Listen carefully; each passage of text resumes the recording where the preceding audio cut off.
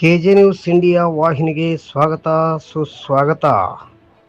ಇಂದು ಮಾಜಿ ಶಾಸಕ ಎಂಎಸ್ ಸೋಮಲಿಂಗಪ್ಪ ಅವರು ಪತ್ರಿಕಾಗೋಷ್ಠಿ ಕರೆದು ಸುದ್ದಿಗಾರರೊಂದಿಗೆ ಮಾತನಾಡಿದರು. ವೇದಾವತಿ ಅಗ್ರೇ ನದಿಗೆ ಸುಮಾರು 10,000 ಹೆಕ್ಟೇರ್ ಪ್ರದೇಶದಲ್ಲಿ ಭತ್ತ ಬೆಳೆದಿರುವ ರೈತರಿಗೆ ನೀರಿಲ್ಲದೆ ಕಂಗೆಟ್ಟಿರುವುದರಿಂದ ತಕ್ಷಣವೇ ಕಾಲುವೆಯಿಂದ ನೀರು ಹರಿಸಬೇಕು, ರೈತರನ್ನು ರಕ್ಷಿಸಬೇಕು ಎಂದು ಒತ್ತಾಯಿಸಿದ ಸಾಹೇಬ್ ಅಂಬೇಡ್ಕರ್ ವೃತ್ತದಲ್ಲಿ ಅವರ ಒಂದು ಪ್ರತಿಕೃತಿ ದಹನ ಮಾಡಿ ಆಕ್ರೋಶ ವ್ಯಕ್ತಪಡಿಸಿದರು. ಸಂವಿಧಾನದ ಅಡಿಯಲ್ಲಿ ಎಲ್ಲ ಸೌಲಭ್ಯಗಳನ್ನು ಪಡೆಯುವ ದಲಿತರಿಗೆ ಅನ್ಯಾಯ ಮಾಡುತ್ತಿದ್ದಾರೆ, ಇದು ಕಾಂಗ್ರೆಸ್ ಪಕ್ಷದ ನೀತಿ ಎಂದು ಆಕ್ರೋಶ ವ್ಯಕ್ತಪಡಿಸಿದರು. ಕೆಜೆ ನ್ಯೂಸ್ ಇಂಡಿಯಾ ವಾಹಿನಿ ವರದಿಗಾರರು ವಿ ಗುರುಸ್ವಾಮಿ ಸಿರುಗುಪ್ಪ.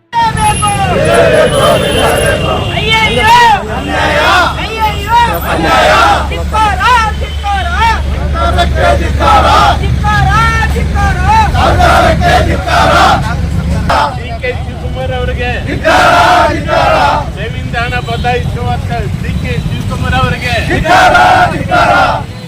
ಭ್ರಷ್ಟ ಕಾಂಗ್ರೆಸ್ ಸರ್ಕಾರಕ್ಕೆ, ಭ್ರಷ್ಟ ಕಾಂಗ್ರೆಸ್ ಸರ್ಕಾರಕ್ಕೆ, ಭ್ರಷ್ಟ ಕಾಂಗ್ರೆಸ್ ಸರ್ಕಾರಕ್ಕೆ, ರೈತ ವಿರೋಧಿ ಕಾಂಗ್ರೆಸ್ ಸರ್ಕಾರಕ್ಕೆ,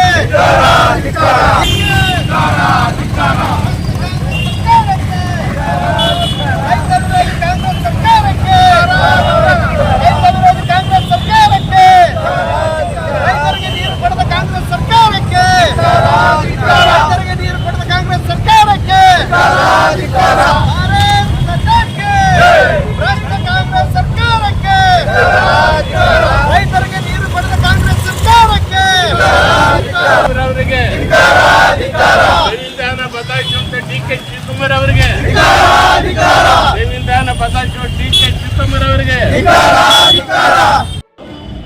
ಹತ್ತಿರ ಹೋಗಿ ಅಲ್ಲಿ ಹೂವಿನ ಹಾಕಿ ಘೋಷಣೆ ಕೂಗಿ ಪ್ರತಿಕೃತ ದಹನ ಮಾಡ್ತು ಅಂತ ನಾನು ಒತ್ತಾಯ ಮಾಡ್ತು.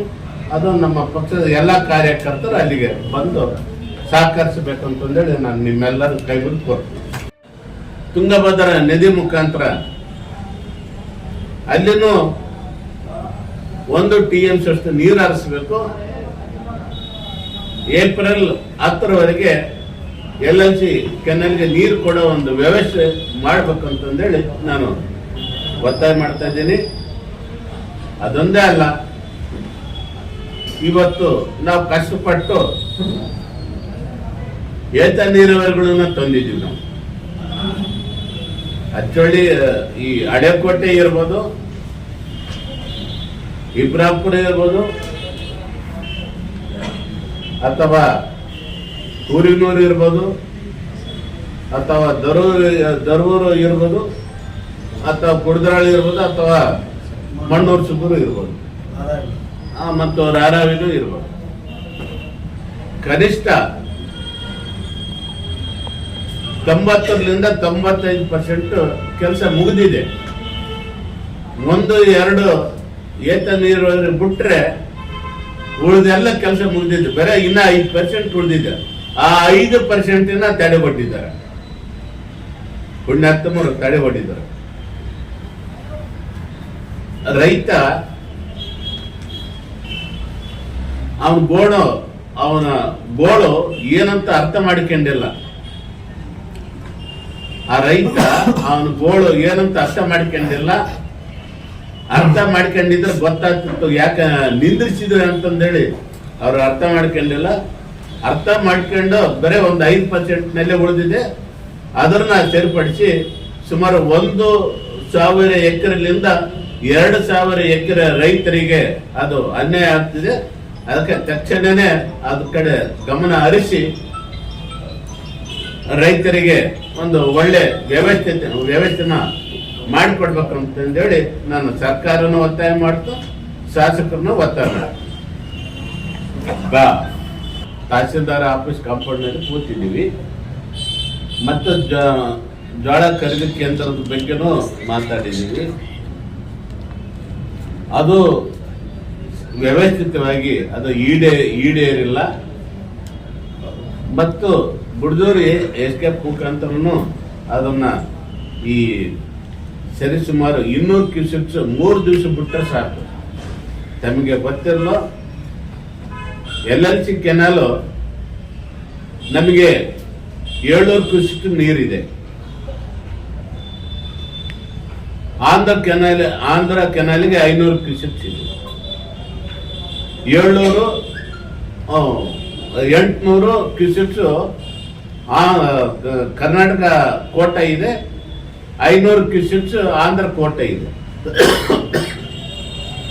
ಸರಿಸುಮಾರು 1300 ಕ್ಯೂಸೆಕ್ಸ್ LLC ಕೆನಾಲ್ಗೆ ಹತ್ತಾ ಇದೆ. ಅದರಲ್ಲಿ 200 ಕ್ಯೂಸೆಕ್ಸ್ ಬಿಟ್ರೆ ಸಾಕು. 200 ಕ್ಯೂಸೆಕ್ಸ್ ಬಿಟ್ರೆ 3 ದಿವಸ ಬಿಟ್ರೆ ಸಾಕು, ಎಲ್ಲ ರೈತರು ಬದುಕಿ ಹೋಗ್ತಾರೆ ಅಂತ ಈಗ ನಾನು ಈ ಮಾಹಿತಿಯನ್ನು ಕೊಡುತ್ತಾ, ಇವತ್ತು ಮೊನ್ನೆ ಕೂತಂತ ಸಂದರ್ಭ ತಹಸೀಲ್ದಾರ್ ಅವರು ನಾವು ಬೇಡಿಕೆ ಇಟ್ಟಿದ್ವಿ, ಆ ಬೇಡಿಕೆಗಳು ಈಡೇರಿಲ್ಲ. ಇದನ್ನ ಒಂದು 2-3 ದಿವಸದಲ್ಲೇ ನೋಡಿ ನಾವು ಸರಿಸುಮಾರು 84 ಹಳ್ಳಿಗಳಿದ್ದಾವೆ. 84 ಹಳ್ಳಿಗಳಿಂದ ನಾವು ಪ್ರತಿ ದಿವಸ